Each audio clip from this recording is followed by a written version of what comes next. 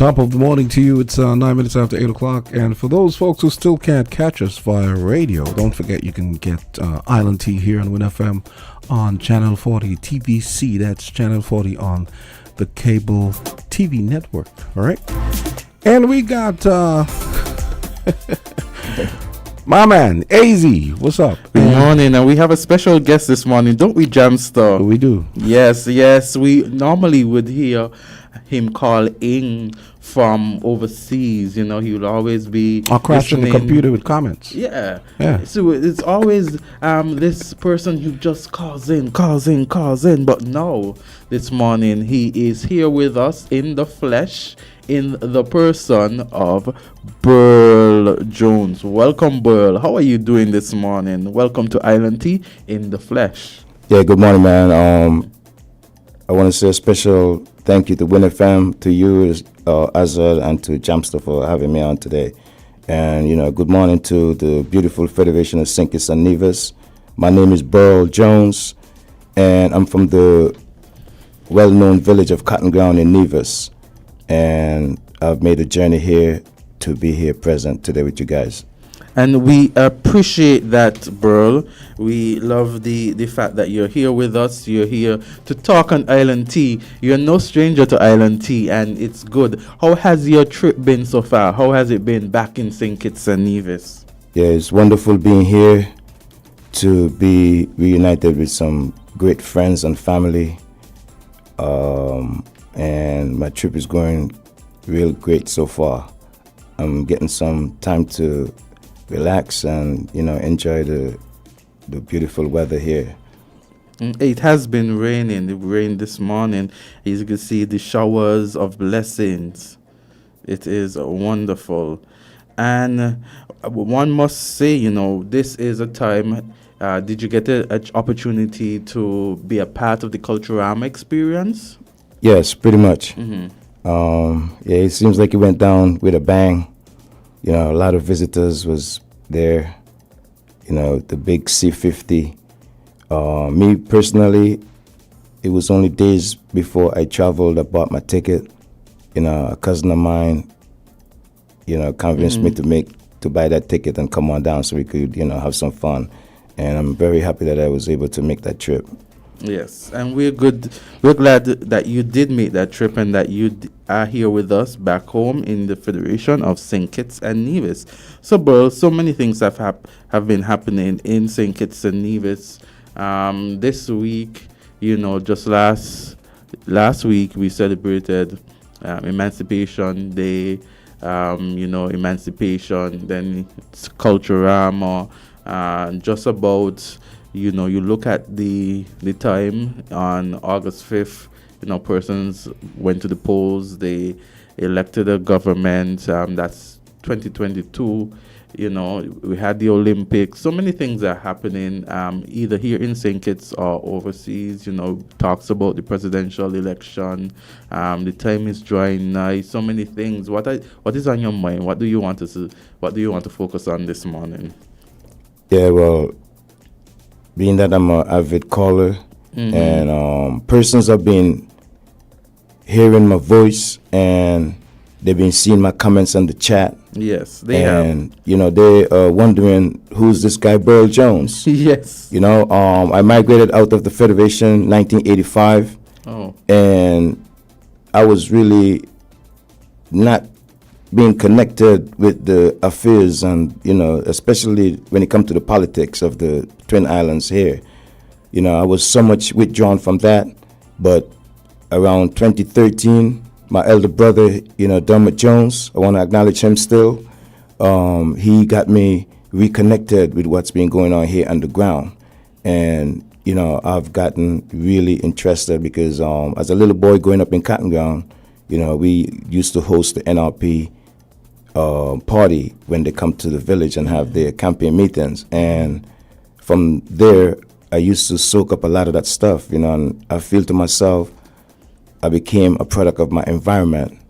But being that I'm on the outside, it seems a little bit difficult for me to get back on the inside to make a contribution because of certain things that's in place. And, One thing that I'm attacking heavily right now is the thing they call the Bryant Clause.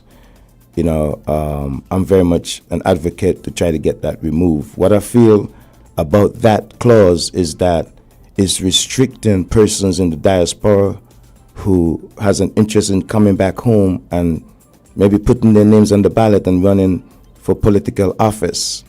There's a stipulation there which is blocking those persons because they might have like a foreign passport. But I am one that thinks that as a natural born citizen, there should be no parameters around those individuals to block them from making those type of contributions in the society, which is sometimes well needed.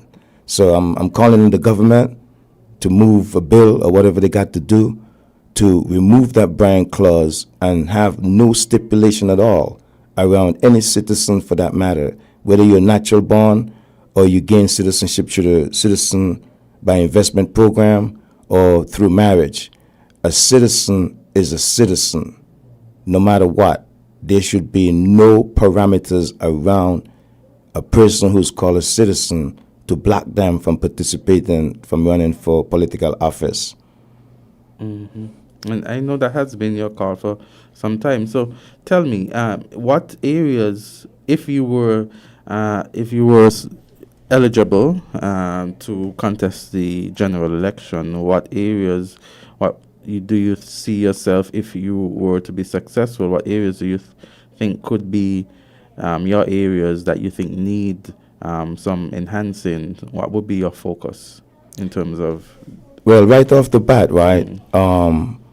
I guess different than that Bryant Clause, my other two interests is corruption, trying to get that corruption limited or eradicated. We can't really bring corruption to zero, but we can minimize it. And different than that, I just want the people to the politicians. What I've observed is that when they get in, it seems like they, will take an elitist position, and try to pull themselves away from the average person, the electorates who have actually voted for them and put them into these positions to be the vanguard of, our affairs. Yeah. And once politicians start doing that, it becomes a little bit dicey because, the average man, they start feeling like left out. And, monies are being flowing through these two islands, through a program that we have called the CBI program. And the smartest persons here in the Federation for 40 years, they've been like in the dark. They don't even know what's going on with their own program. And to me, those monies got to be hitting the man on the street, to try to limit the crime. Let me ask you, what is your view on the performance of our government, though, in terms they decisively won the 2022 general elections? They're in office now for 2 years. What is your view on their performance? Before we go forward with that question, I just wanted to just indicate quickly that one of my other areas would be the crime, Okay. Along with the corruption. Okay, and then now to your question. Yeah.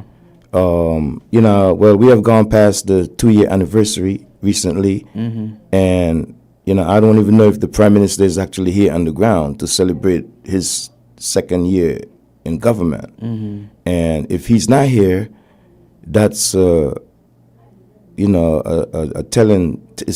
that there may be nothing for them to celebrate, and they should have some type of, press brief or something where they can indicate to the people in areas where they have succeeded and areas where they have fulfilled according to their mandate. But to talk about a grade, I'll probably bring them in at a 5 or 6 out of 10. You know what I mean? Okay. Why 5 or 6?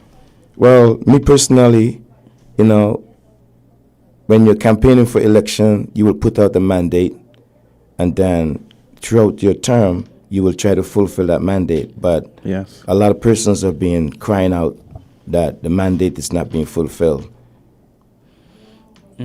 So you give them majority of the score, which is 6. If you say that the mandate hasn't been fulfilled, you still give them majority of the score. Well, that extra 1 over the half point will be just to acknowledge the good that they have done. Okay. And what are some of the good things that they have done? Well, some of the bills that they have passed, Which bill stands out to you most? is that like integrity in public life? Those type of bills. And they actually have passed some like laws about the gun control, like, there's some stiffer laws that was passed for the crime situation, to try to curb the crime and to discourage persons from going down that path. Okay, so you talk about the legislation. So you talk about the integrity in public life. I think they were it was first, I think it's been introduced previous to this administration. There were amendments along the way. And now you talk about amendments to the legislation, which talks about possession of guns, illegal possession of guns, and harsher penalties. So you are for the harsher penalties. Yeah, that's correct. Yeah. Okay. And so, any other thing other than the legislation? Well, that there's that group of people in society who are unfortunate to be at the bottom of the spectrum. We would classify them as, maybe they might be like in the poor, the lower class per se. Yes. Those persons can't be left behind, and those persons are being affected by, the social programs. Some of the social programs that has been like revamped and, reorganized, and some persons have been complaining that they've been taken off of some of those programs where they've been getting like some monies to help them out so that they can, survive on a daily basis and take care of their families. And those monies, I would think we should not really take those monies from those persons, because it will just put them in a different situation where they can't provide. And, when you can't provide for your family, some persons might go into the community and try to, commit crimes and stuff like that, which is not going to be good at all.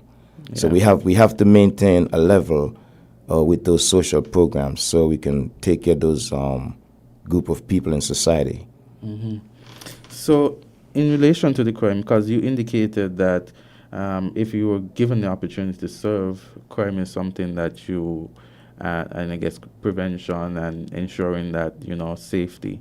What do you think about the situation as it relates to crime at this point in time? We've had a number of homicides. We've had a number of robberies. In fact, we have seen videos being circulated. Videos are being circulated where persons are being held to gunpoint and robbed in supermarkets. And what is your view on those? What are your thoughts on that? Okay, for myself, I'm a big champion in trying to take that crime down and limit it. Society has changed socially in these two islands, and in the Caribbean region as a whole. We know that guns are now penetrating our society.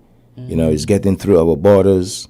I can talk for Sinkis and Nevis. The borders here are wide open, and we have to do what we have to do as society as a whole. This cannot just be a party politics stuff. We got to get away from this party politics and know that crime is a national issue. And I've been talking very sternly on all of the issues that's affecting this federation. And when the issues rise to the national level, persons on the ground here have to realize that we have to get away from that party politics in order to, come together and have that all hands on deck, and we move towards the solutions. If we keep talking this party politics and we watching this crime increase, me personally, I have made many statements. I don't know if it's a good thing or a bad thing, but it seems like every time I open my mouth and talk about crime, somebody else get killed. And it's not a good look for St. Kitts and Nevis. When I came here last week, Thursday, I didn't see one ship in the harbor. And I came here this morning, and I haven't seen one cruise ship in the harbor again. And we have to understand, if we're going to be so dependent on tourism, we have to limit crime. Let me ask you, you're here in St. Kitts and Nevis now, but you reside overseas. When you hear news and stories like this, as a citizen residing overseas, what comes to your mind? How do you feel? Well, I feel sad, man. You know, when I left these two islands in 1985, you know, you were able to leave your houses open and go to town and do shopping and come back, and you know, with no fear that somebody's going to break into your house. In the communities, persons are starting to maybe get scared. You know, we must understand that if this crime continues to rise, then the whole communities, the society is going to be terrorized. You know, we cannot just be watching this crime increase and don't do nothing about it. You know, and this is social media time now. As soon as an incident happens here in St. Kitts and Nevis, is broadcast on the World Wide Web, on the internet, on the social media, Facebook, Instagram, you know, Twitch, all these other outlets. And one thing these politicians have to understand, this is not back in the days when we relied on going to the newspaper stand to pick up a newspaper. The moment an incident happened on the street of Bastille or Charlestown, a person in New York is seeing that live and direct like a movie, more faster than even a person here underground. Sometimes a person here underground will get a phone call from overseas. Boy, did you hear somebody in McKnight got shot again? Did you hear somebody in Canary got gunned down last night? Did you hear Chinese supermarket got robbed down in Sandy Point? And persons underground here may not even have heard that yet. But it's already on the international scene. So everything that happens here is on the international scene within a flash. And this is why the transparency and all those other things are important, because whether this government put the stats out on something like the CBI program, we are going to get it regardless. So why not put the stats out so that your citizens have the transparency and sees what's going on with our own national asset? You know, that's our national asset. We are entitled to know what's going on with our national asset so we can determine if we want to keep this government the next time around or not. The citizens must be educated on what's going on in their own society. And while I'm ranting on that, the constitution of this land should be taught in school so that every person knows what their rights are under the constitution of the land. Very, very clear points that you've made. And let me ask you, are you in communication with Kittitians overseas, Nevisians overseas on a regular basis while living overseas? Yeah. What are some of their views as it relates to the performance of the government? What are some of their views in relation to the crime situation? What are their views? What are they thinking? What are they saying? Majority of the persons are becoming dissatisfied. You know, I've even heard something it's a new cry in the street now since I've came in on July 27th. Days now I've been hearing a new cry for the return of Timothy Harris. You know, I've been hearing a lot of people, you know, asking for him to come back and take the reins, or persons, I've heard comments that Dr. Drew should just pass the government back to Timothy Harris without even having an election. And that's kind of like really out there, man. You know, you mentioned that just now, pass the government to him without having an election. And strangely enough, I had a conversation with a young lady in Oro just yesterday. And that's exactly what she said in terms of passing the government back without even having the election. She said that why have an election? They should, and of course she jokingly said that, but the fact that you mentioned that now to me, many persons it seems therefore might be expressing the same sentiment, not have an election. But why do you think they are saying not to have an election? Well, we know elections are part of the democratic process, and to see that persons have gone that far to say let's transfer power back to Harris without an election is damning. It's very damning. Me personally, I want to see new persons in the fold, and I'm happy that I'm here in person with you because only recently I realized, man, I can almost be your father. Wow. When we started talking about Hurricane Hugo, Yes. how old you was then? What, 1 year old, months? Boy, yes, I actually was months. Yeah. I was few months. Because- maybe 5 months old. Yes. Because, my first son was actually born in 1989. Oh wow. Yeah. I'm 55 years old. Oh wow, bro. Yes. And recently when I realized that, I'm an advocate of getting new faces.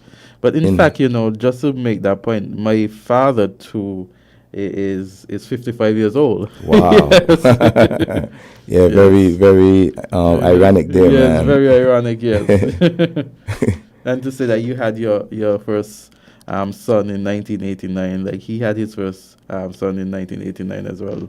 Yeah, Yes, yeah. ironic, yes. So basically, I want to see new faces in the place. Yes. And yourself seems like you're very interested in going in that direction. And congratulations on getting that deputy position in PAM administration. Thank you, bro. And I want to say to you, you as a young man, I know you've been very successful in your career as a lawyer, but jumping into the political field, the ring, like we would say, jumping in the political ring is much different. I want to try to encourage you as much as I can because I'm an advocate for having new people, young people per se, qualified people. The young people of this nation have to try to step up and get involved with the political affairs of their country. Some persons will say, oh man, I don't want to be a part of the politics, but they want to hold like a neutral stance, but you can't do that. Politics is everywhere. It's in our families, it's in our communities, and the affairs of Sinkis and Nevis have to be managed by a party, some persons, and we have to be able to put the right persons in the right places, because in order for Sinkis and Nevis to be successful, and we know that this government is pushing the sustainable island state agenda, right? But one thing I like about this prime minister, he's pushing that and he's trying his best. But the persons under him have to realize they got to do the work. They have to work too. The mentality of the people and the attitude of the people has to change in order for this sustainable island state agenda to work. It's not going to work if we don't try to put the work in and be effective and efficient in all of our positions that we hold. Yes, man. Also, too, bro, as you indicated, and I want to say thank you for those kind words and encouraging words as well. Very much thank you. And we look at the dynamics, and again, you see persons coming into the fold. You see persons talking about, again, as you indicated, not having election, perhaps, because, of course, if you look at the election process, persons may be in support of Timothy Harris, but then Timothy Harris would then need to have a slate of candidates and win in those constituencies. So when I hear people say don't have an election, in my mind I'm thinking that, the uphill battle that would be needed in terms of having successful candidates in all of those constituencies. may be a reason why they're saying that as well. In addition to that, you've talked about young blood, young faces. You also spoke about persons talking about, the views and also how information could be transported and seen in the blink of an eye across the world in whatever spots persons are. And I think all of these are very crucial, very, telling information that you've shared with us this morning. In relation to the opposition, what is your view on the opposition? What do you think about the opposition as it stands right now? Well, me, like me, I'm kind of like middle of the road, I know a lot of people. I grew up around certain individuals before I left here.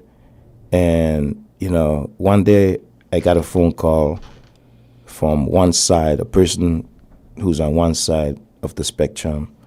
And he's telling me about what's going on the other side. And then the next day, I got a call from somebody else on the opposite side. Yes. And it makes me feel like I'm in the middle of the road.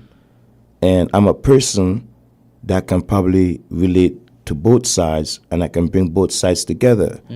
But, what's so interesting is that I've been calling in and some of the shows, and I've been expressing that, in my opinion, there's no opposition across the narrows.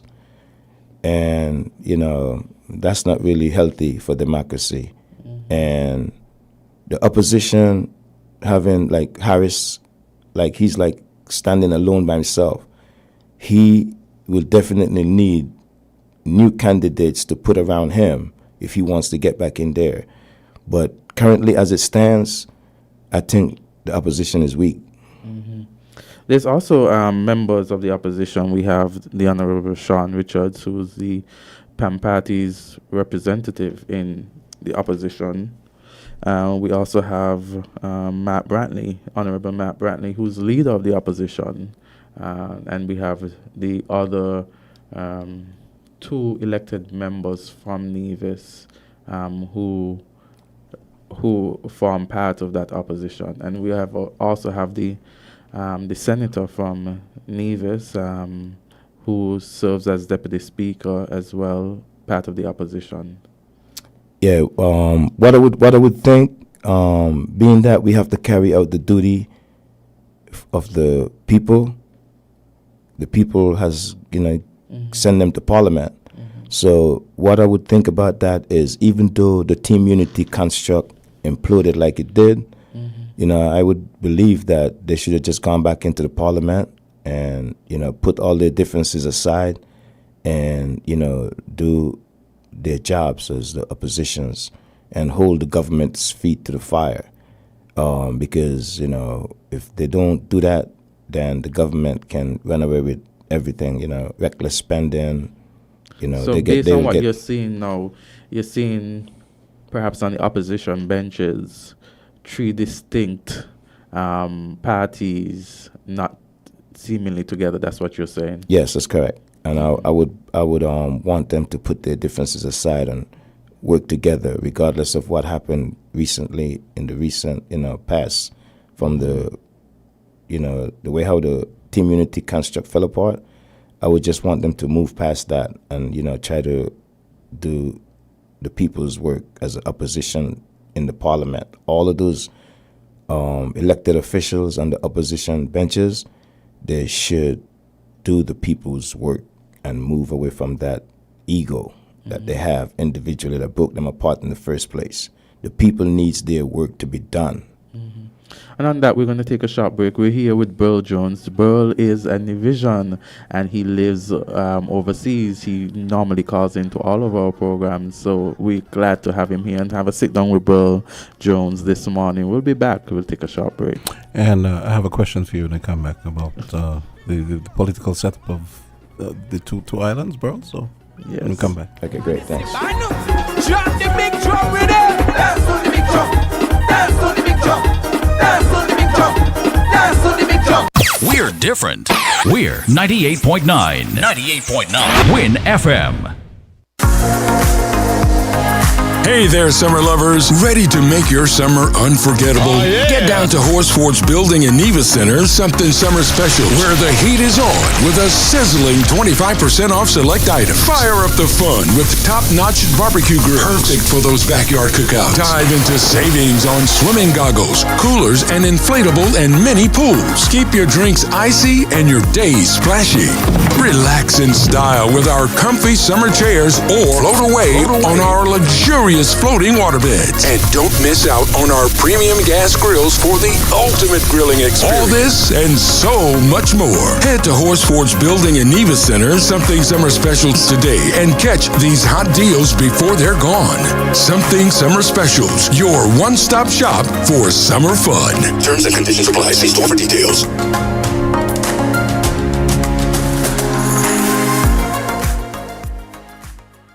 Summer is heating up with CIBC Caribbean. Enjoy a sizzling hot cart summer when you spend with your CIBC Caribbean Visa credit card. Lucky winners will receive prizes including hotel day passes, staycations, dinners, spa days, cruises, and much, much more. Each time you spend $200 or more, you'll be entered for your chance to win. Apply today for your CIBC Caribbean Visa credit card. Terms and conditions apply. Visit www.cibcfcib.com/hotcartsummerskn. Promotion ends August 31st, 2024. Walk up, go down. Walk up, go down. Walk up, go down. Wild mass. Limbo, limbo, limbo, limbo, limbo. Do the wild mass. Limbo, limbo, limbo. Wobble, macho bull. Wobble, defend bull. Wobble, 40 bull. Wobble, defend bull. Watch man bull jump up. Watch man bull walk up. Watch man bull jump up. Watch man bull walk up. Watch man bull run them down. Watch man bull chase them down. Watch man bull run them down. Wall a gal and pitch it down. I'm going to come back since it's on the 19th. And that's a little taste of Yes. the Culturama Soca flavor. That's Odyssey with Big Drum Soca. Now, Burl, I've always said that altogether we're a population of about what, maybe just over 50,000 people, right? Both islands. Yeah. I've often cataloged the way our government wastes money. And I really think that at this point in our existence, we should be trying to make governance and even the political architecture more streamlined, more economical, and more efficient. Now, what I'm getting at is, I'm sure you've heard me say before, I feel like the five parties should become truly national parties. That means that the NRP, for example, should become the National Reform Party. They should be fielding candidates on both islands, and that should go for everyone. And I feel like that's one of the first things to be done towards making our country, let's say, making it run a little more efficiently and practically. Yeah. You know? And these are discussions that we should have, you know. Yeah, definitely. And sit down. I know that in the past, if I could stand to be corrected, the People's Action Movement actually had candidates in Nevis at one point in time. There is this St. Kitts Nevis Labour Party that's named, but only Thank you. I'm just coming to that. only runs candidates in St. Kitts, and it's something that we could look at. There is the view, though, that Nevisians would like their own autonomy to a certain extent. We see that in the whole development of our constitution, whereby we have St. Kitts and Nevis, and then Nevis. There's no St. Kitts entity in our constitution. There's St. Kitts and Nevis, and then there's Nevis. And, at the time, I guess, based on what was happening, it were a lot of talks about, secession. Yeah. And so to, appease and to make sure that, both St. Kitts and Nevis come together as one to go into independence, those things were done. But as you said before, we really have to look at constitutional reform, where we're at now and how we could improve. And these are conversations that often gets lost because of the what I want to say. And I'm very careful. Because, as Jamsa would say, persons get into power.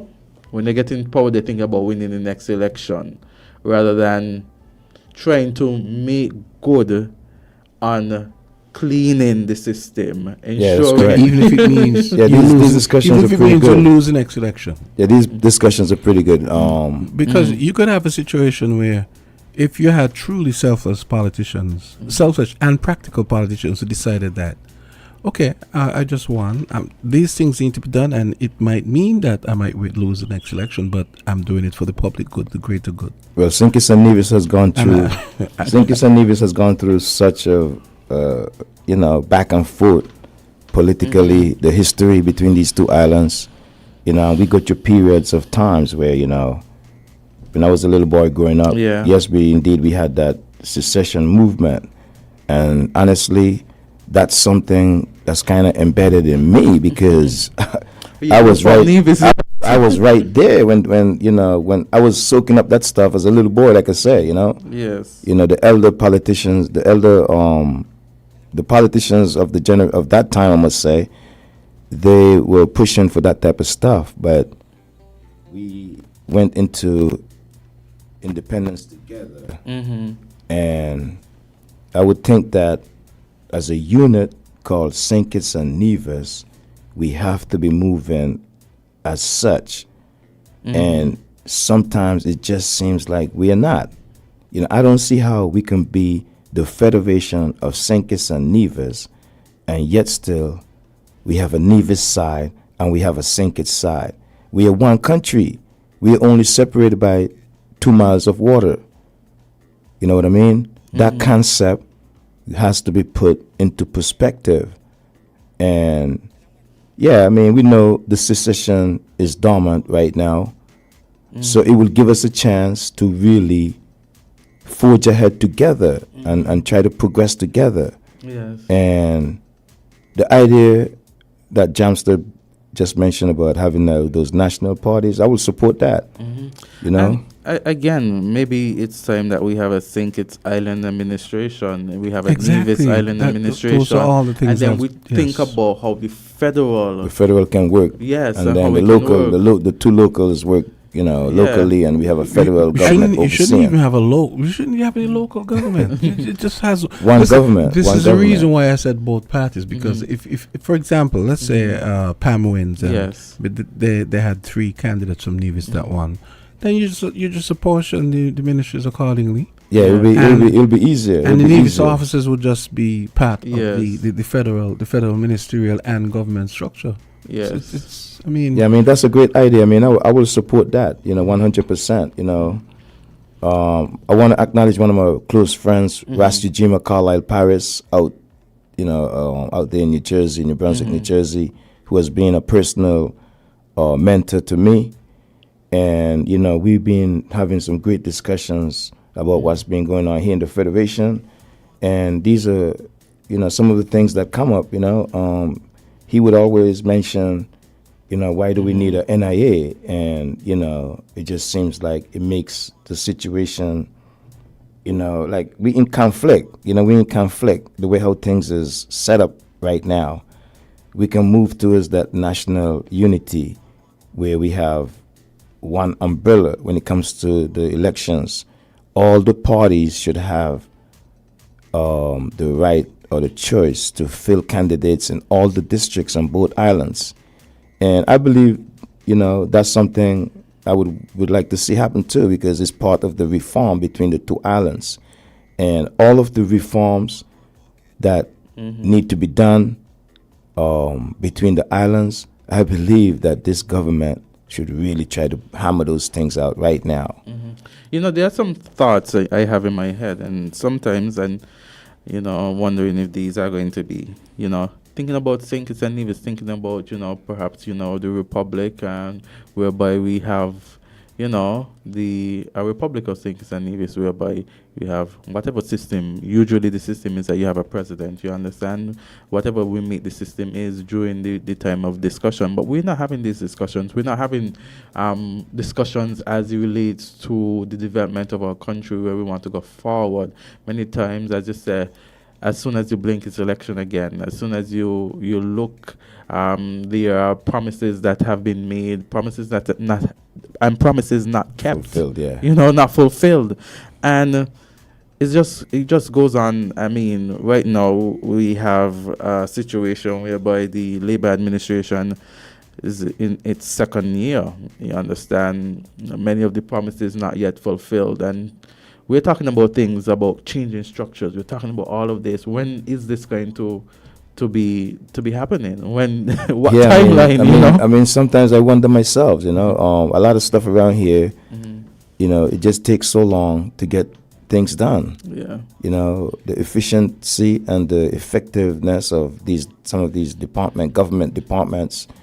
Persons are even being complaining about the difficulty of doing business and how difficult it is when you walk into a business office. You can't even get your business done. Yeah, it is quite difficult, I would say, especially me as a sole practitioner and having to rely on the businesses and stuff like that, and to do work and the government offices. It is quite difficult, and you see that when you're doing business here in St. Kitts and Nevis, it is quite difficult. Yeah, the people just got to change their mindset. And, if we push forward with a more positive and, upbeat attitude, the country can move forward and we can progress. These two islands, let me reference Psyche Southwell, my second cousin.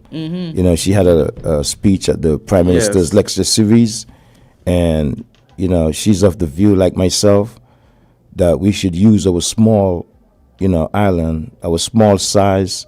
We have a small population.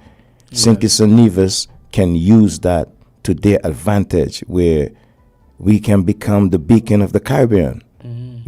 If we have proper management of our monies, we need honest politicians in place who will be honest to the people and will bring the transparency and manage our money correctly, manage our affairs correctly. Yeah, and Burl, because I'll have to leave very shortly. I have to go to court, and I want to say I wish to be a part of a transparent government where we put things and Nevis first, where we are very open and honest about what's happening. We're very open and honest about the finances of the state, what we have, what we can do, based on the resources that we have. A very frank and open government whereby persons know, as much as possible what is happening. And I think that would create some sort of security and it would bring us away from where persons say that, politicians are just not so nice people.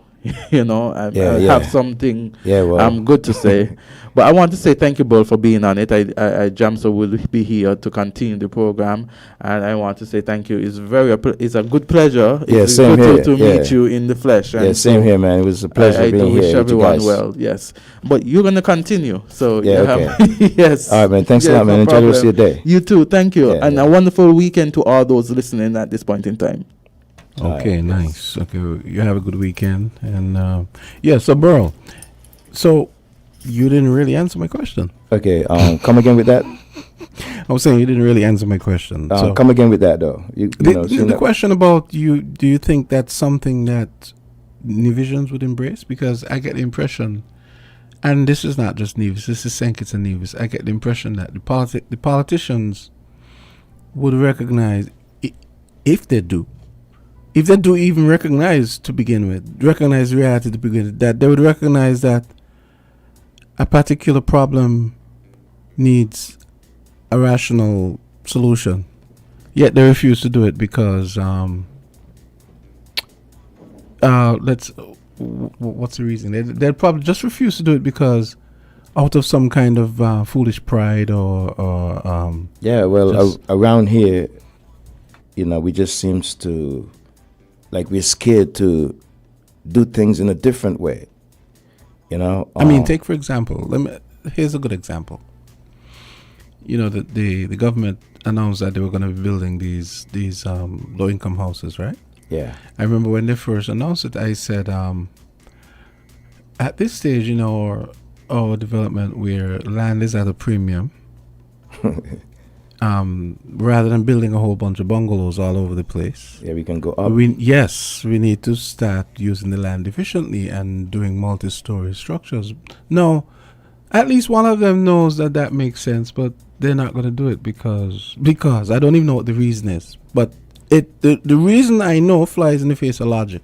Yeah, well, because the rational reason for me saying that is right in front of all of us. Yeah, our land will not do it. Our land space is limited, and you know, the politicians just need to listen to the people. You know, a lot of these talk shows that's happening around here. You know, I've been listening for a while now, and it's a lot of talk, but a lot of these callers, they got great suggestions. And I don't know if there is some type of liaison between the government and some of these persons that be making these great suggestions and comments. No, and on that point, obviously, I'm not saying all multi-story structure. I'm just saying a mix. Yeah. Right? Yeah. And probably leaning more heavily towards the multi-story housing. But you've never heard anything about that. The only thing you've seen them move on based on the feedback from the public is the size of the homes. The size of the homes. They make the square footage a little bit bigger. They've never said anything about, maybe we should do some concerning the land, I mean we know they have a class structure that's been created here. You know, persons are coming into that CBI program. Those persons, they got a lot of money. And the locals are being taken out the fold. I mean, we should have some type of legislations or something where we can preserve the land for the locals. The locals can have a definite crack at, land ownership. And some of the lands also should be made available to farmers. We know farming should be given more priority. And we talk about our first national hero, Honorable Bratcher. He preserved some lands for the people, and then politicians come in after that, and they just distribute the land. Whether they sell it cheap, give it away, whatever they do with the land. The average working class person is not really having that type of opportunity where they can work and acquire some of these lands for their families, and it's very difficult, man. We need to get some of these changes going. We need to get some stuff changed around here so we can be a more efficient state. Well, rest assured that these things will be talked about by regular citizens, and the government will listen, but not listen, if you know what I mean. Yeah. Because they're just going to do what they want to do, regardless of... After a couple of days, it's back to square one again. Mm-hmm. And that's the thing that I don't like about some of the politicians. They just, when they get in there, they move away from the people. They're moving like elitists, like I said before, but their thing is that when they get in, they just act so different. They forget that we are the ones that put them there. Politics is one of the professions where I can see, the electorates put these guys in. It's like they want to try to change the situation around us. They're acting like they're our bosses, but we supposed to be their bosses. We're the one that elect them and put them there to do a job. And one thing that I would like to see also happen in terms of change is midterm. If the people is dissatisfied by the performance of the current government, I would think that some type of mechanism should be put in place where the people can recall them. They can have some type of referendum or something where they can recall them if they're so dissatisfied with their performance. That way the country is not dragged through, here is 5 years for a full term. That way the country is not dragged through, any type of bad situation for 5 years. We can recall them, and then replace them. Yeah. Okay. Now today's Friday. Yeah. It's 1 minute to 9 TGIF. o'clock. Yes. So okay, we're gonna take a quick break, and when I come back, I want you to tell me about some of the stuff you did Okay. when you visited the culture. Tell me about Culturama. Okay, cool. The things that you liked, the things you Yeah. didn't. Yeah, All right. cool. Yeah, thanks. Okay.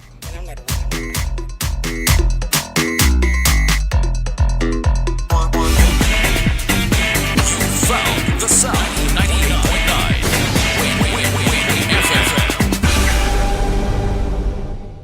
The CPL is back for 2024, and the St. Kitts and Nevis Patriots are ready for the fight. This year, it will be the best ever CPL, with global superstars, massive sixes, and incredible entertainment at the biggest party in sport. There are 5 games between August 31st and September 8th. Get your tickets now at cplt20.com or at Warner Park. Turn it up and experience cricket played louder.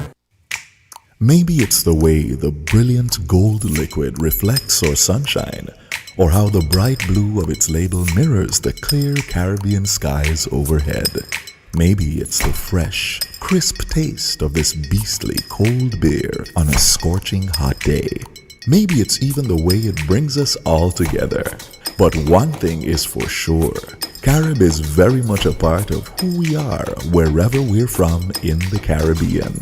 Carib. It's the way we play. Drink responsibly.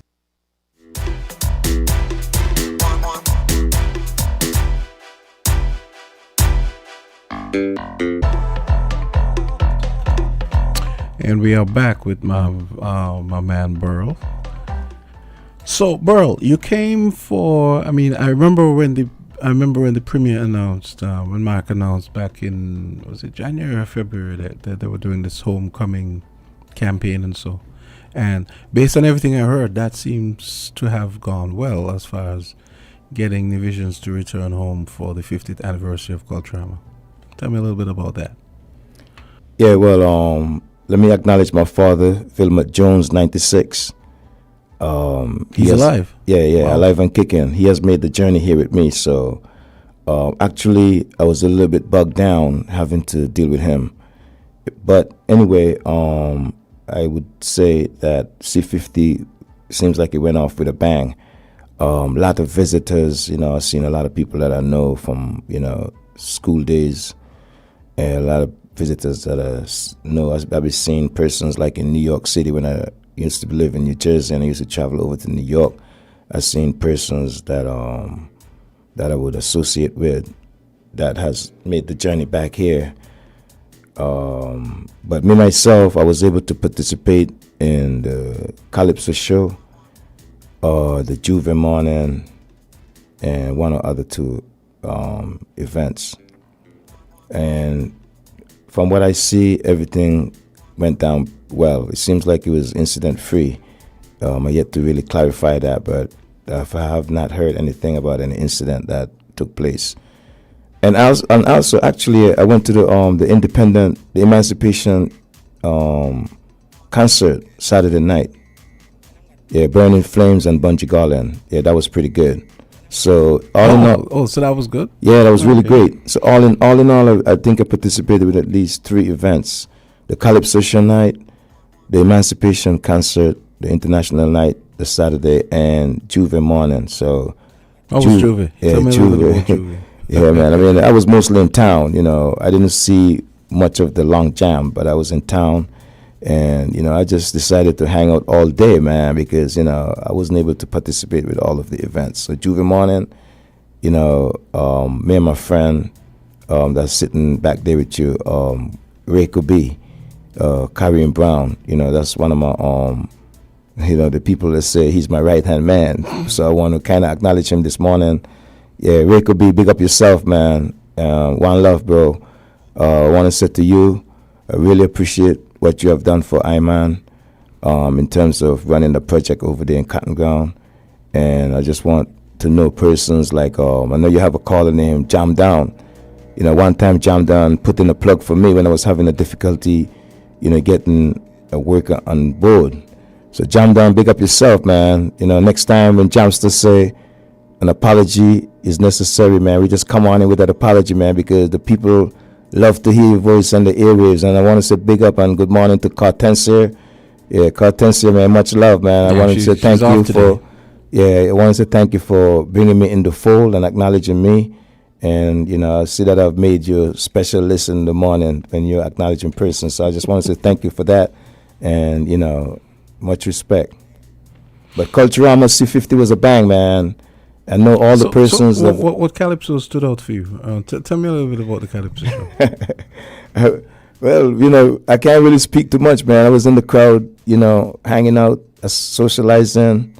But I think Miko has a daughter that has done well, you know. And there was another lady singer there too. What's her name? It was another lady that performed in the Calypso show. I think she did pretty good too, man. But she didn't place. So Astro was able to take the crown, like, you know, this year. So it was a good show. I enjoyed myself still. And the turnout was good? Yeah, it was pretty packed. It was pretty packed. All right. Okay, Merle, we got to wrap it up now because we have Parks and Beaches coming up next. And this was great. It was interesting to know that one of our online fans actually showed up and guest hosted this morning. Go ahead. Yeah. Okay. Right before I get off, let me acknowledge my wife, Rita Jones, over there in Accra, Ghana. Yeah, love you, honey. I want to say, you know, enjoy the rest of your day. Hopefully, I'll see you soon. Rita Jones. I just wanted to acknowledge her, my wife, and to all my, you know, like we might say fans, everybody who knows me, who has given me support. Big up the man Banky over there. I know he's listening this morning. And all of the persons that I've met, Rascal Landry and Duncan Watley, I've met him and Kalandri during the, you know, that was on the Juve morning day. So I want to say big up to everybody and one love and keep supporting Iman and much respect. And I wish the Federation of Sinkers and Nevis the best going forward. Thanks a lot. Thanks to you, Jamster, and to the WINNFM crew for hosting me this morning. Thanks a lot. Okay, great. Okay, that's Burl Jones. Burl, nice. It was great having you. And, you know, whenever you come visit, be sure to come back. Yeah, thanks, I sure will. Okay 6 minutes after 9 o'clock, we have Parks and Beaches unit coming up next.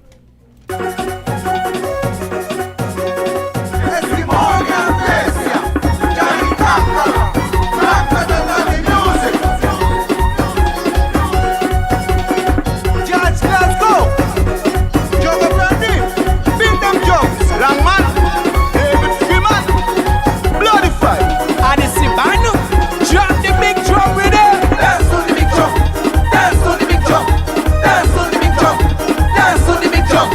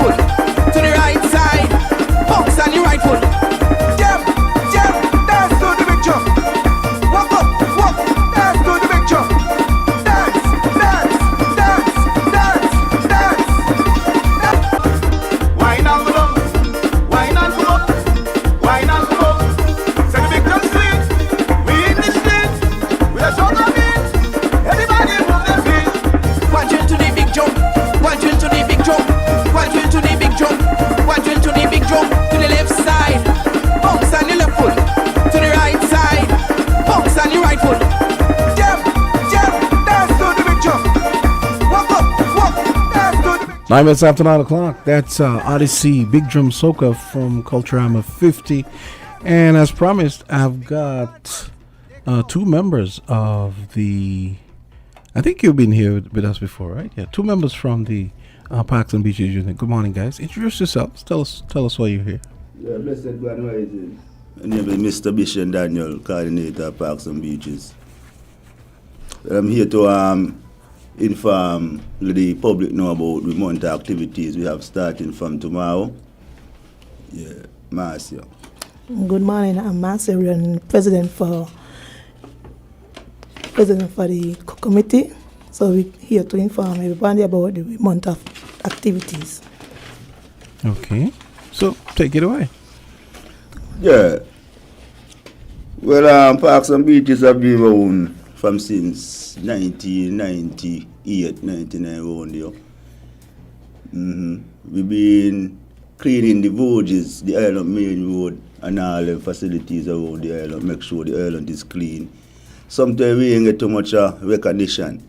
Well, let me tell you this, just to interject.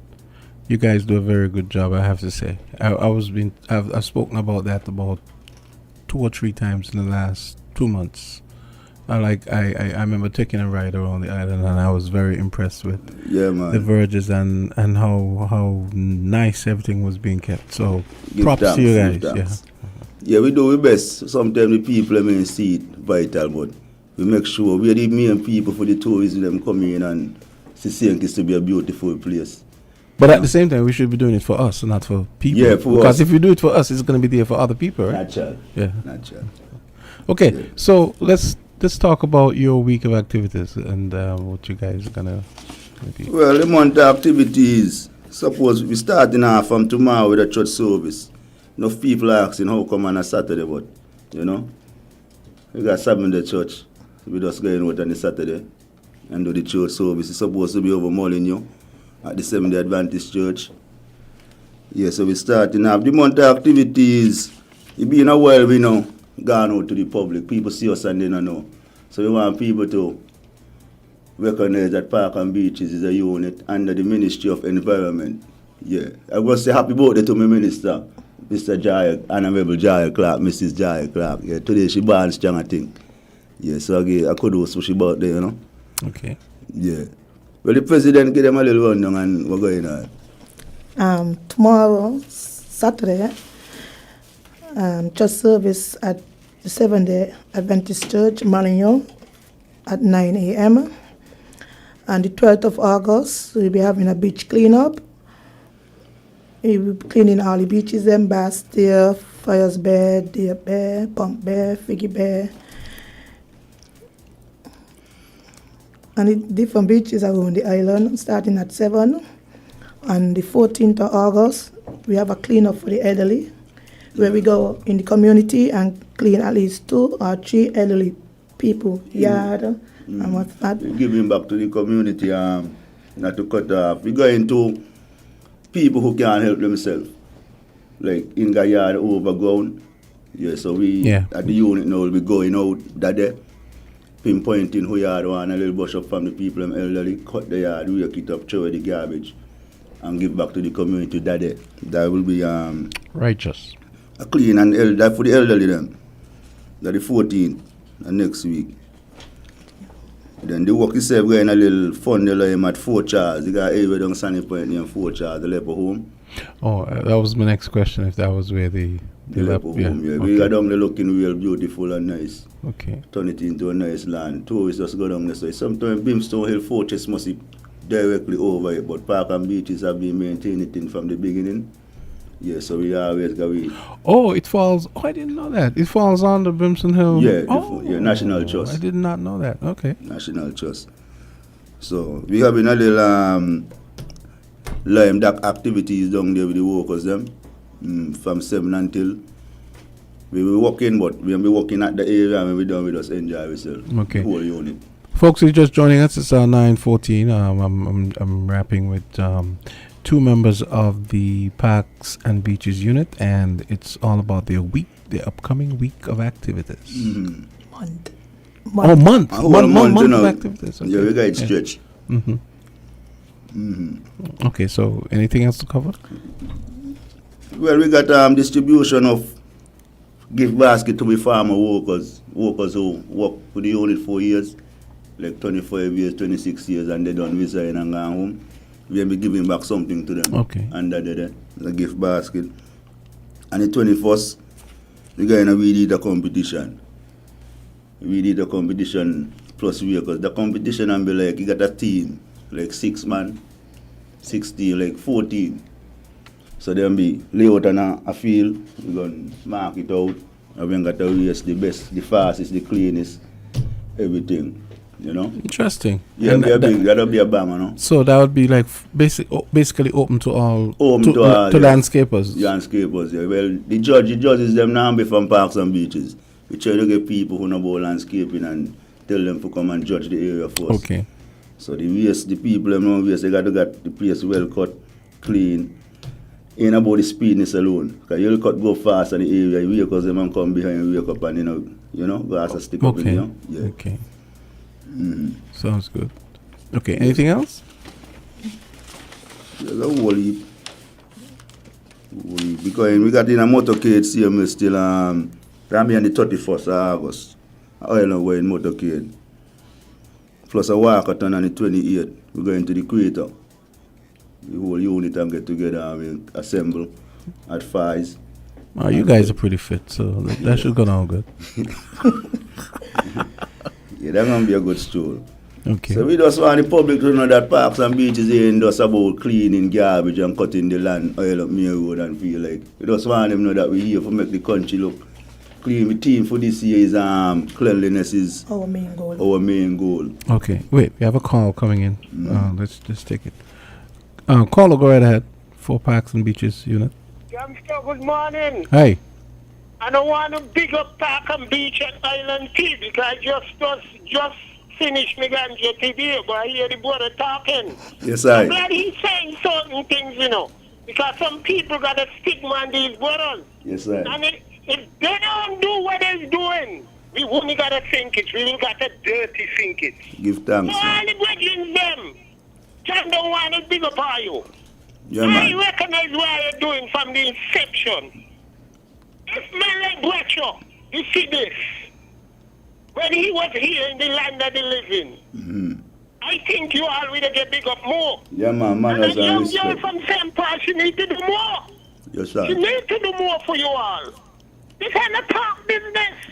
When you see these brothers performing jam stuff, you want to know.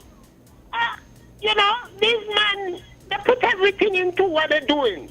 Regardless of what. Some people got a problem with them smoking. They got a problem with them smoking, you know, because the heat of sun, you got something to carry you.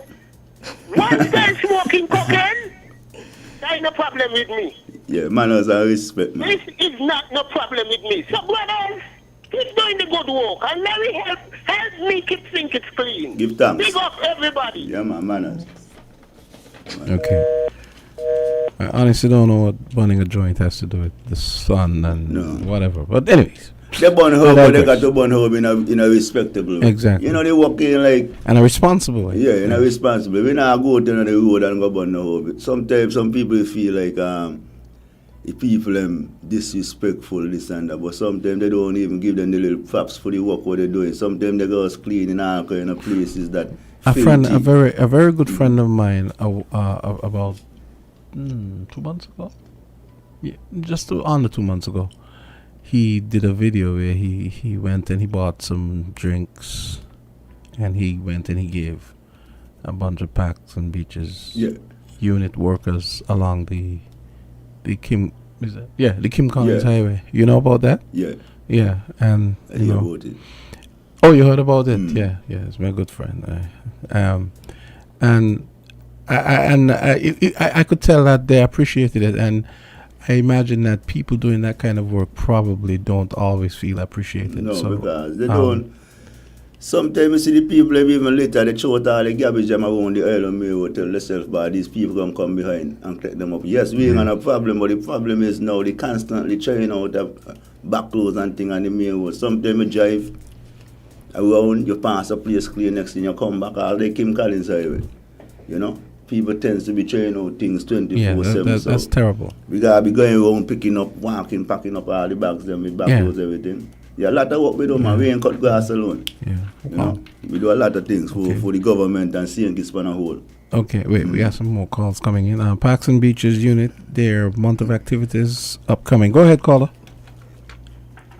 Good morning. Hi, good morning. Yes, I'd like to wish them a successful week of activities. Month. Month. Oh, it's a month. Sorry. Wow, that's packed. But I think they're one of the most underrated departments. That's true. In the country. And so hopefully this raise their profile in the community.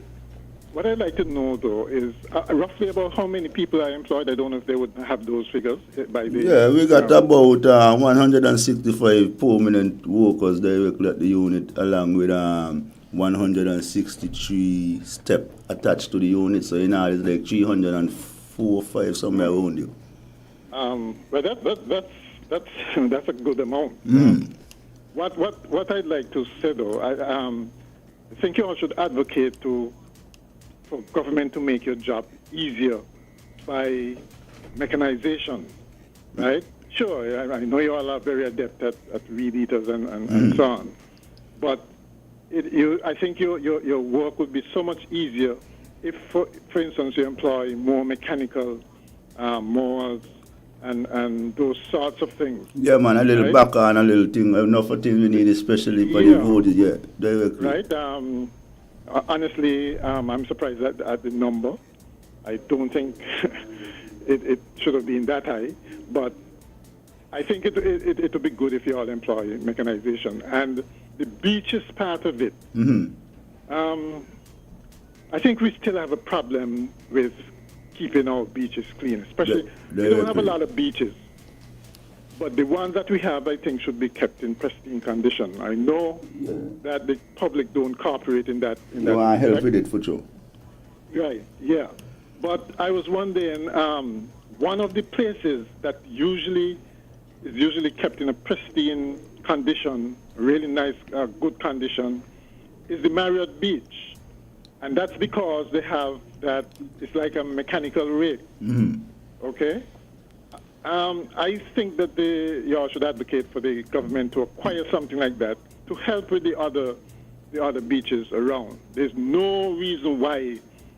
I know there's this some problem, and it's almost like whack-a-mole. You clean it up and then it come back. But it would definitely.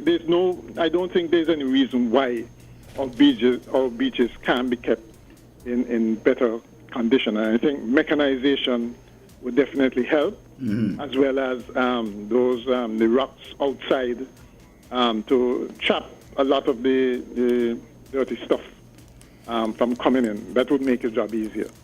But so good, but good job. That is really a good job that you're doing. I mean, like when you all have the place looking well manicured, well managed. Yeah, so good on your and actually, Ira, this is a good time to say this is something I've had a problem with. It would be nice if you guys can get the government to have proper occupational equipment, like for example overalls, appropriate hats for when you have to work in the sun, stuff for when you have to work in the rain, gloves, boots, and have all this stuff standardized. I hate to see people cleaning and everybody wearing their own clothes. One guy wearing Crocs, one guy wearing sneakers. Yes. And everybody wearing protective glasses. Yes, and protective earmuffs and all that stuff. They need to invest more in this thing. We don't quite for these tools and equipment, but we're just waiting. And the overalls with the name of the department on the back, in big clear letters, Parks and Beaches Unit. Because that's becoming a problem. Multiple pairs. On the road, because we have STEP and you have the peace program. Sometimes we, Park and Beaches workers, get blamed. Because so much of people on the road, you feel like everybody's Parks and Beaches. Sometimes we get called, this person burning fire, these people gone home. One thing you all doing, which I don't see much anymore, in places where you have high traffic, you would have somebody holding like net. Yes. That when one of the beers a problem too, because we used to get that on the way we stop because the traffic itself now in respect the people them holding the net. Some of them one man don't get knocked down, not nearly get knocked down. And as you say about the tools and equipment, sometimes the man them cutting the grass and the people them holding the net, they ain't fully equipped with mass. But it occurred to me that perhaps that net could actually be partly mechanized, meaning it could be put on a frame with wheels, so one person could move it. So you have multiple ones. So you have, or put it in place, and you just wheels. Yes, exactly. Because so one person with that. Too, we got people coming in with the vehicle. Sometimes they don't crack. Me not say we don't crack some, But some people just come willfully know that they got a bunch of people over there walking and they don't got crack window or windshield and then will come, drive past, bam, stop. Are you serious? I tell you, man. Enough time people don't try all of that. When we tell them go to the supervisors, they come and make a statement. It's like supervisors say when nobody come to them, nobody this. So people that try things. We not say we workers not do it.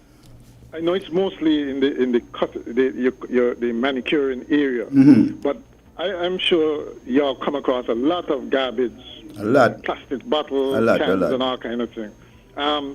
You all are responsible for that, or do you just heap them up and sell it? Well, all we're going on now, we used to be, we step in everything, because we kind of versatile. We don't cut grass alone, because when we cut the voges and the voges dirty, that's when it's not clean. So we will cut, afterwards we got the people them got you, pick up the backers and plastic, but we always put them in our bags and then we truck come around and collect all of them, take them to the landfill.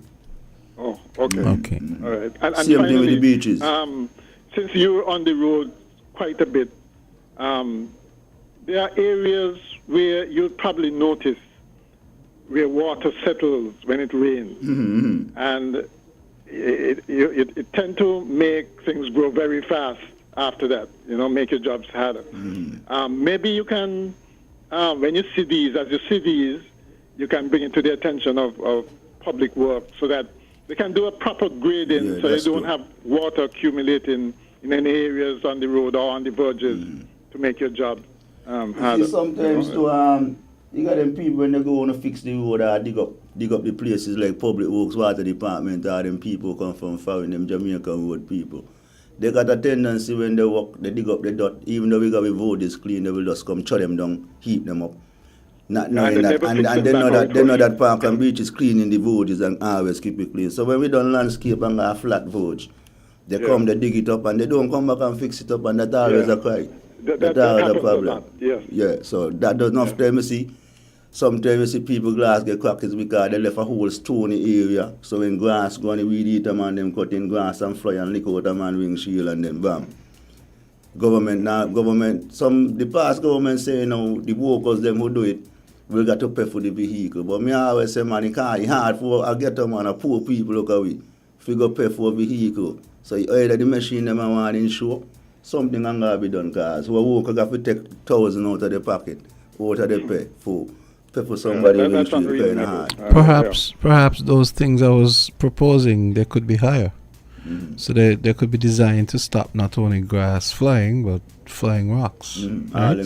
So there should probably be about maybe 8 feet high. And I just say you put them on wheels, Yeah, put them on wheels. So the spot you see them, got them strapped and they stretch them out. Yes. And then you just but continue screaming for better conditions. They're around here, unless you make him out big, nobody can pay attention to you. So, wish you all the best. Yeah, man, give thanks. Okay. All right, so anything else? You got about a minute to wrap. And so you think you pretty much covered the month, right? Yes. Okay. The sense the month is just so that the public know that park and beaches always making the best for keeping a whole island and we help the safe clean our environment. Absolutely. So we shout out for all the workers them out park and beaches for the hard work they're doing. Okay, let me see if I can have a call. So clearly a lot of people have stuff to say to you all. Go ahead, caller. Please be brief. Please be brief. Be brief, Jam Down. Watch you. I believe these trans people, they've got to hold some responsibility too. Because I will see you all walking and just, man, come on, man. Come on. They don't slow down now, stop. They don't come and do what you're doing, And the department shouldn't be forcing you to pay for nothing. Once they're doing them kind of things, they pay for the one vehicle.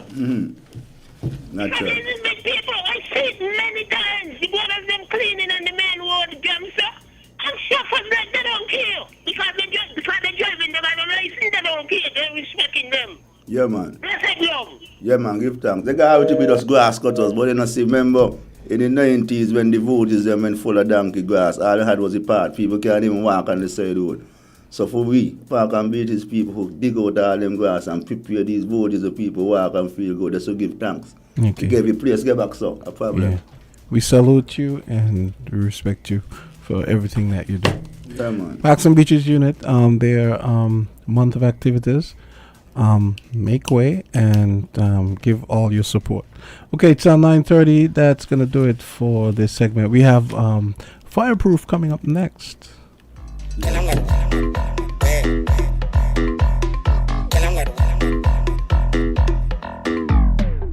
WINN is 98.9. 98.9 is Win FM. Buster, pour it up, need the thirst quencher in my cup. If you have one, hold it up and say, bust the brother colors in my life. Refreshing and nice, and I drink that what we like. Bust and you full of vibes, living full color, and I'm black and white. We do what we like, we live to enjoy life. Buster, pour it up, different flavor. Load it up, load it up. If you have one, hold it up and say, bust the brother colors in my life.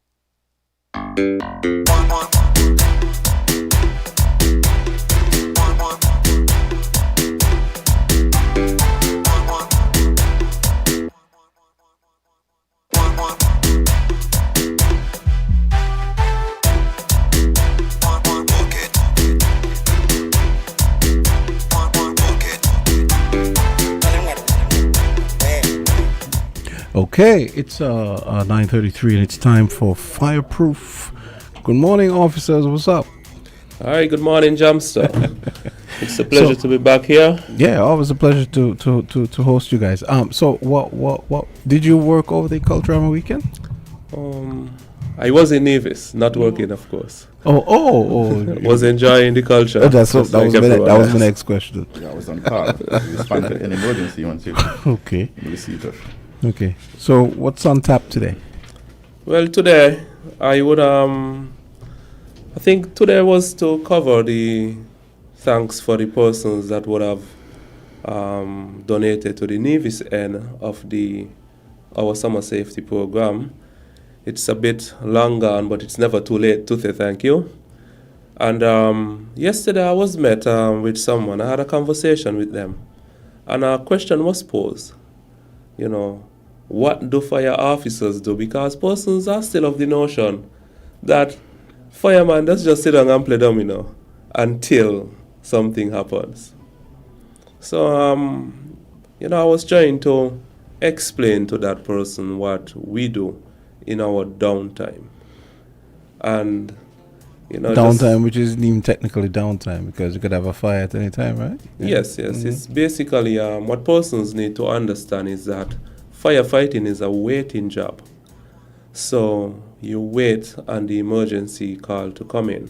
Outside of that, what we do different training, fire preventions, and so forth. So, in terms of training, what we do on the downtime, normally on a daily basis, the working shift, that's the set of persons at the station for the 24 hours that we are there for, they would have either a practical drill and a lecture or either of the other.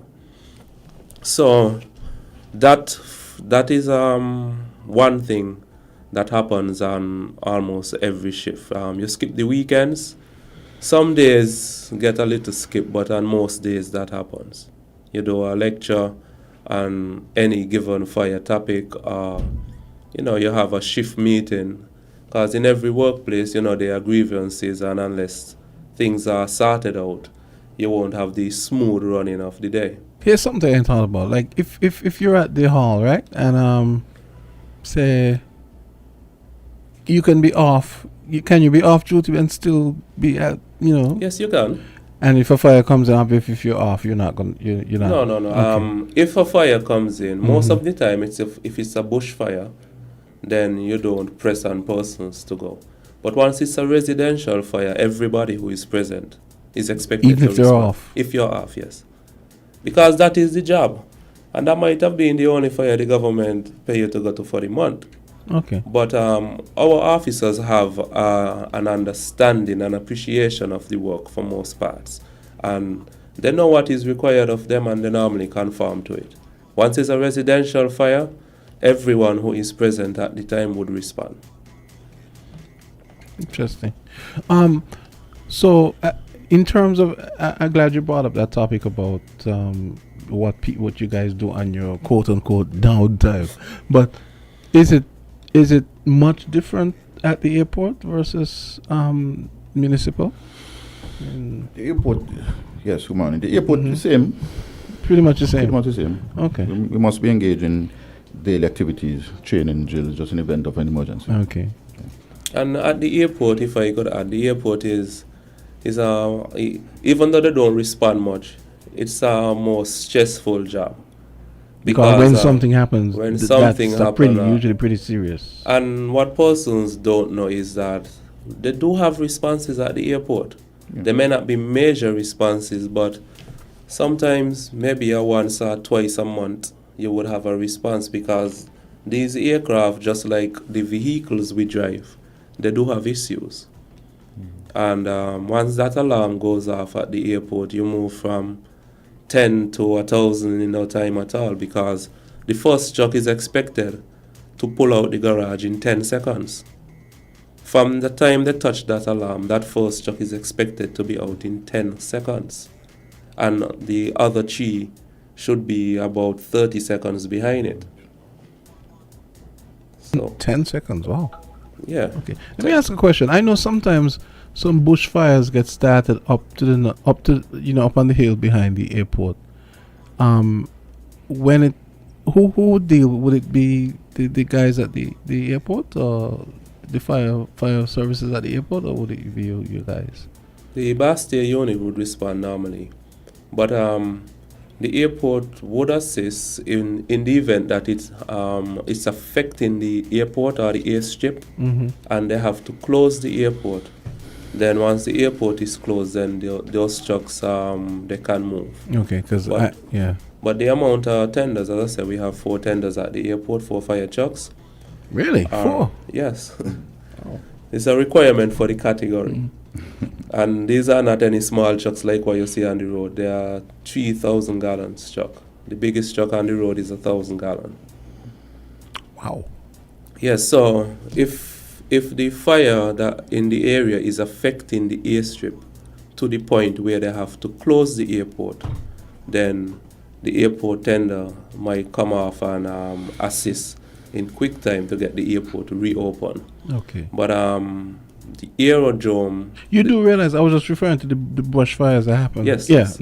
Okay. So what I'm saying, by the books, the airport is responsible for the airport and its aerodrome space, which is considered anywhere between 2 miles radius of the airport. Okay. So they can respond to that. once it's okay and it's not affecting the flow of the aircraft. But if it actually shuts down the airport, then they will respond to it to get the airport back up and running in quick time. Okay. Yeah, so the other things that we do on our downtime, different to our in-station, is let me stay in-station. Still, in-station we do have visitors where we do our fire prevention visits. That's for persons. Right now it seems like maybe almost every day you have persons showing up with these camps going on, and it's just a time where we showcase the truck. It's just like showcase the truck, the uniform, have them run around the station. The Bastia station is actually missed now because persons don't get to slide down the pole, which was one of the highlight of them coming. But soon everything would be back in place. But you doing some repairs or something? The Bastia station was relocated to the police training school for various reasons. And the training school, being a police post, it doesn't have a fire pole. Oh, I see what you're saying. Okay. Yes. Are you guys doing repairs or something? The building needs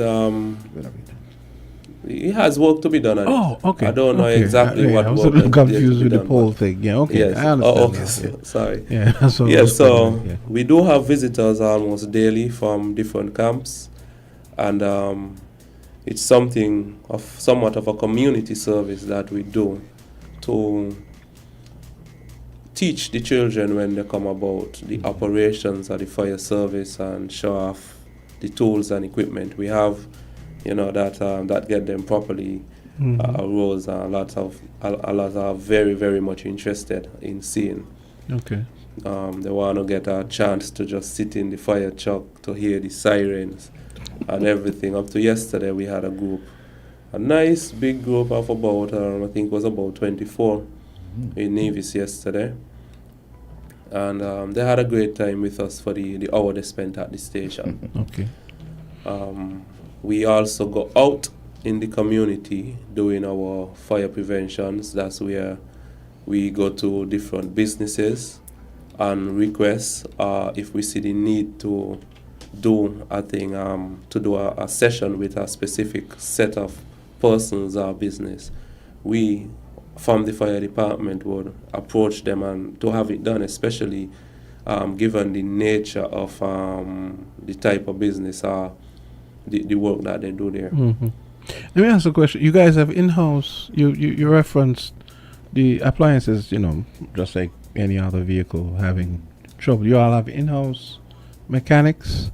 Because I imagine some of those systems are specialized and those systems on the appliances are specialized. So man, we got the best in sync is job okay, stuff. all right, good to know. So persons out there that got issues with their appliances, they could always contract our mechanics to do the job for them, because we have the trucks breaking down every now and again, but it's just a vehicle, it's just a bigger vehicle. Yeah, okay. But yes, we have our in-house mechanics. We have Mr. Julio Williams, who is the sergeant in charge of the mechanic department, and Mr. Linnell Richardson, the corporal there. He's a very, very hard worker. You could always depend on Richie, as we call him, to get it done in a timely manner. Along with those two, there are three other staff, Mr. Huggins, Archibald, Christopher. Oh, sorry, there's a new one. I don't know what his name is. But don't feel anyway. Don't feel no less than the rest. But we receive a next worker. It happens. About 2-3 weeks ago. Since I'm not in St. Kitts, I've seen him, but I don't know what his name is. Understandable. Yes. So we have a mechanic unit that does the work on all of those trucks and do work on the police vehicles as well. Okay. So. And it's because of the good work they do, the timely work they do. The police would have seen it fit to have them do those vehicles. I think Mr. Clark, they do immigration. Immigration? Yeah. and tourism. Something like that, yeah. Foreign affairs. Foreign affairs, I think Okay. it is. Yeah, so let us have their hands full. This morning on the news, we had a report on the Win FM News that apparently yesterday broke records again for heat for the planet. So I just wanted you guys to tell me what the brush fire rate has been so far for the season, if it's been less or more, because we know it's been extremely hot, and I could imagine there are areas on the island where you could have one of those fires starting because of glass, broken glass and stuff like that. So I just wondered about that. Jam, so surprisingly, you are saying that yesterday was at record heat. Because at enough time yesterday I would have really felt that, and here running through the reports, and I didn't see any report at all of a fire from yesterday. No, none at all. Yeah. So yeah, I figured maybe there was, because we had didn't we have rain yesterday? I think we had showers. We had a little shower in between, so okay. maybe that would have helped. But so what's it been like for the, let's say, I guess, for the season compared to say last year? It's slow, because what I've realized is even between the time where we normally have the lot of bushfires, it was really slow. Really slow. And I don't think that would have happened for but then I know the last 3 years or so. I know the farmers said that, we have a farm program on Wednesdays.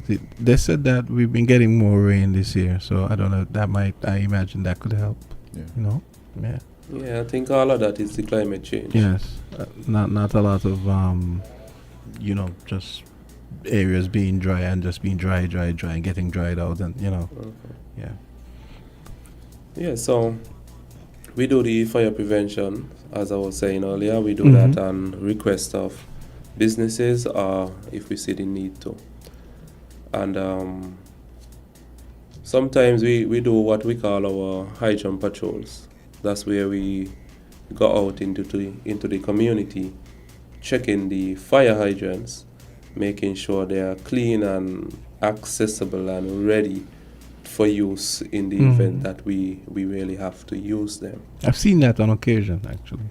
Yeah, and at this time I would like to admonish persons to please stop parking over those hydrants or parking your vehicle directly in front of them.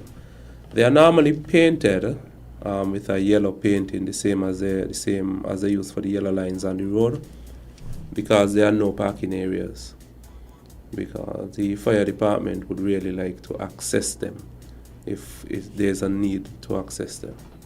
I just realized when you said that, you realize different countries have different approaches to the hydrant installation, right? Yes. So you realize when you look at the American ones, you can't park over them because they are what you call pedestrian type. And then ours are like flush with the thing, so it's so you see the advantages and disadvantages of because each type. The American ones are frequently knocked down by vehicles. See, I was more thinking, you certainly can't park over it in case there's a fire. But I see your point. But you know how what they do during the summer, you see people turn them on and they dance. Because the heat up there does be crazy, man. So I wonder, that must be. I wonder if it's legalized. It's probably something to turn a blind eye to, because they know, the place is hot, and because you don't get the impression that anybody gets in trouble for that. I think they have to be turned on by persons with a key to turn them on. So it has to be some legality to it. Okay.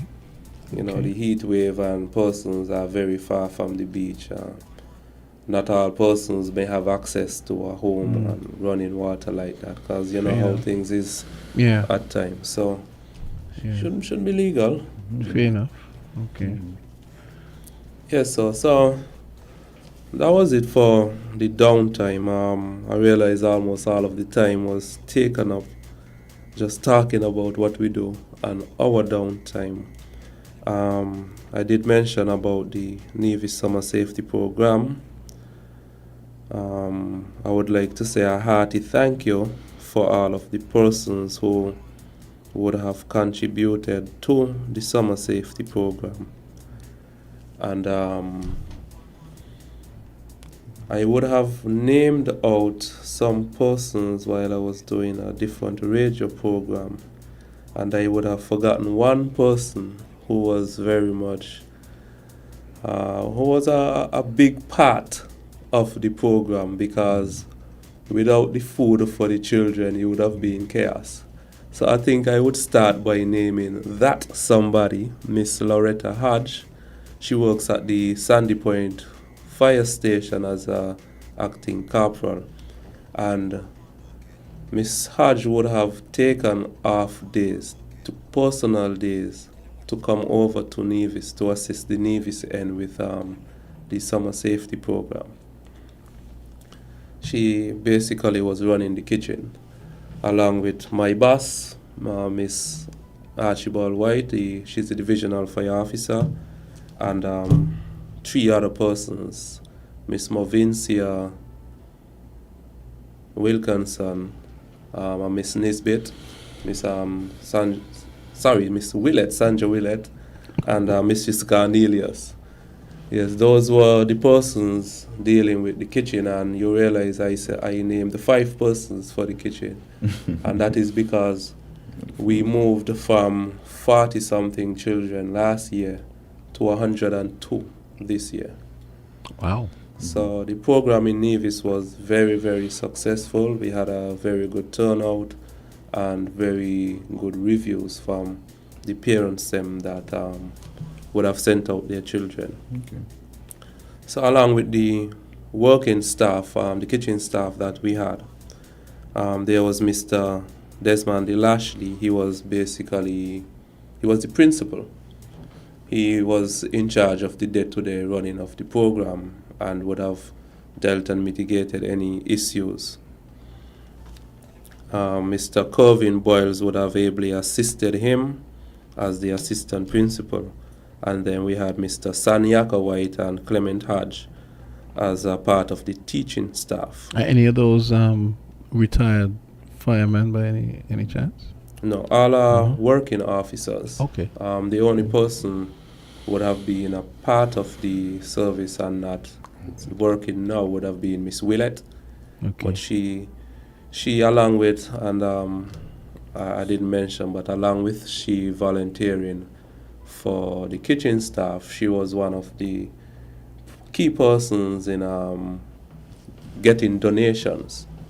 She would have called and follow up and get on her own time, her own vehicle to go out to persons to collect stuff for us. So, thank you, Miss Willett, for the job well done and for the interest you are still showing in the fire department. Okay. We had other persons a part of the program, Miss Kyra Morris and Miss Solane Wilkinson. Those were responsible for the day-to-day registering of the children and dealing with anything that would have happened basically in the back of the class. Mr. Reed, that's Travis Reed, and Naeem Webster were for logistics, the collecting of donations, and moving around anything that needed to be moved.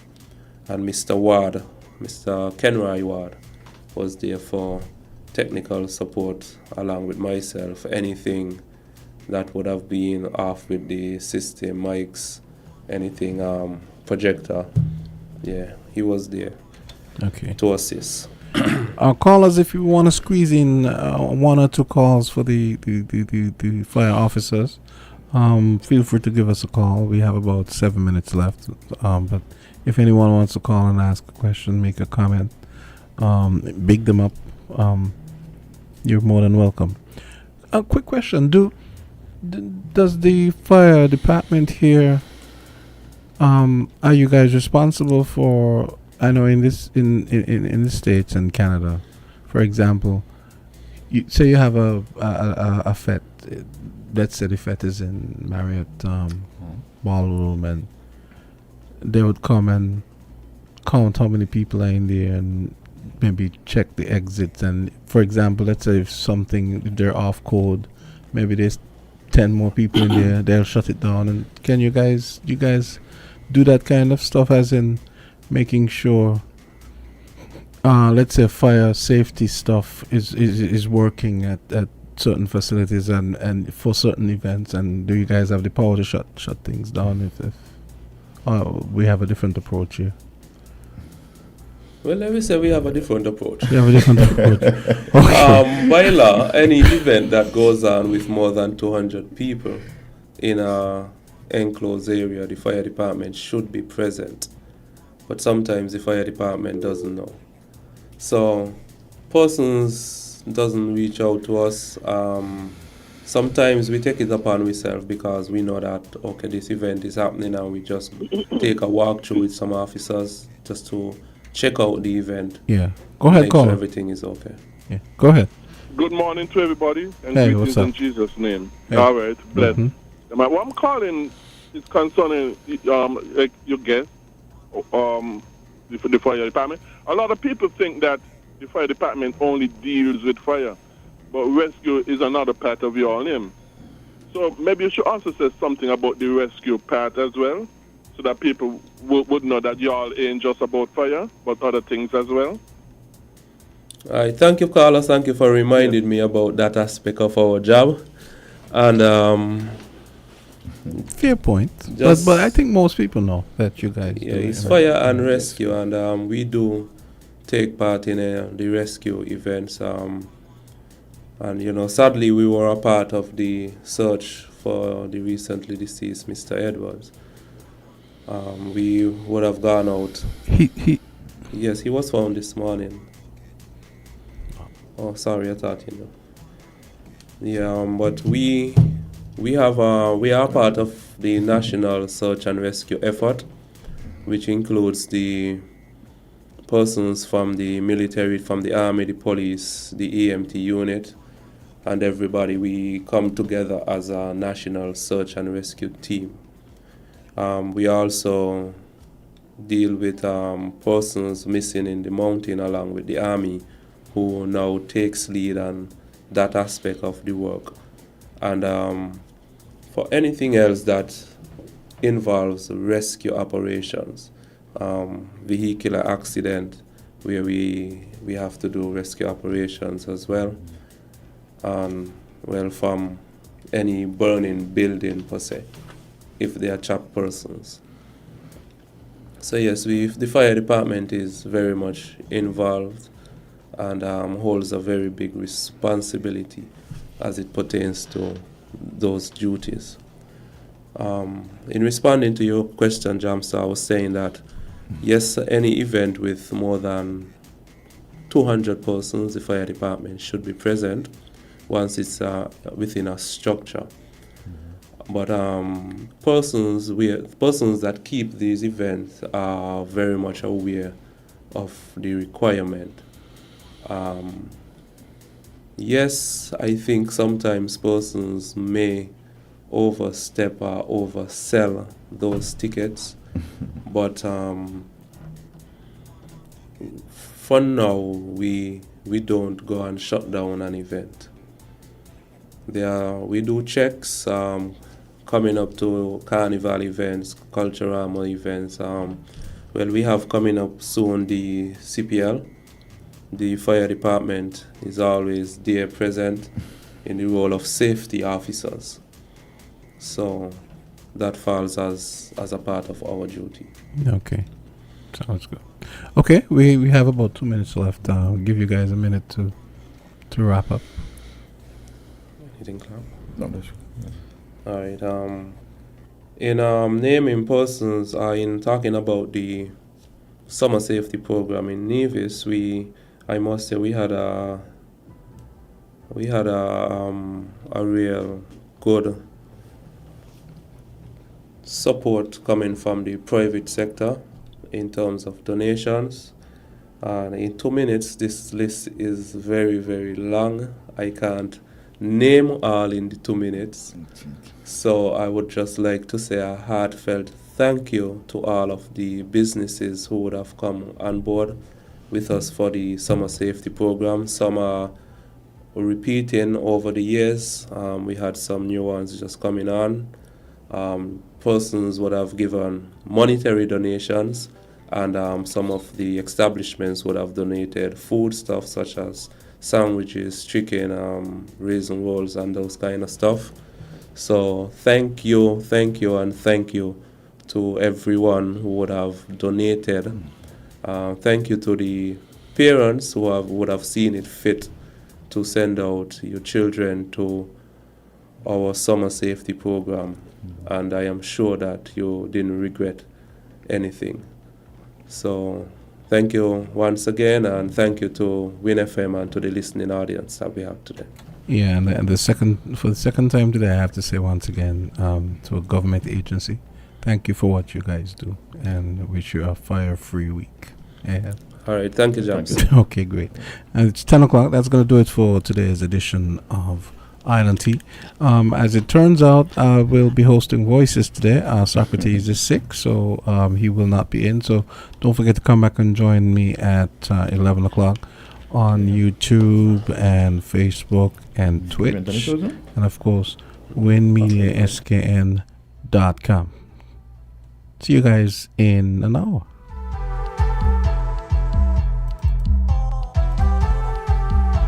Tea time, calling night, noon and morning. Tasty biscuit, just can't resist it. Tea time, calling night, noon and morning. Tasty biscuit, just can't resist it. Yeah, and you can dunk it, you lick it, you taste it, you